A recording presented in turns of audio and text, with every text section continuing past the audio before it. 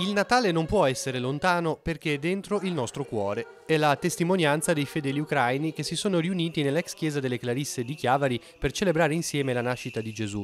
Una festa importante che richiama le tradizioni del paese di origine, le famiglie che si riuniscono alla vigilia, il fieno sistemato sotto la tovaglia, imbandita con 12 piatti di magro e la messa della notte.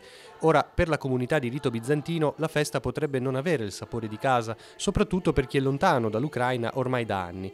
Vera, però, testimonia che questo giorno di festa ha significato perché è dentro il suo cuore. Oggi, ad esempio, sono stata al lavoro e sembra che festa è al lavoro quando lavori, ma poi ho capito che la festa c'è nel mio cuore perché Gesù si è nato e si nasce sempre e non è un ricordo di cosa che è successo 2000 anni fa, più di 2000 anni fa, ma è proprio un ricordo di della rinascita di Gesù. E perciò non posso dire che Natale è lontano e poi qui nella nostra comunità facciamo tutto per farsi sentire qui come in Ucraina.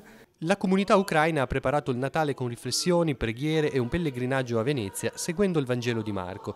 La preparazione ha messo al centro un quesito: come Gesù può essere incarnato nella vita quotidiana. Che Dio sia sempre nei nostri cuori e quel Dio che è nei nostri cuori può ispirarci nei nostri pensieri, sentimenti, nei nostri atti quotidiani, così possiamo amare di più, perché dove c'è Dio c'è l'amore e dove c'è l'amore c'è la presenza di Dio. Così possiamo vivere questo momento di grande gioia, riempiti nel nostro cuore con la presenza di Dio.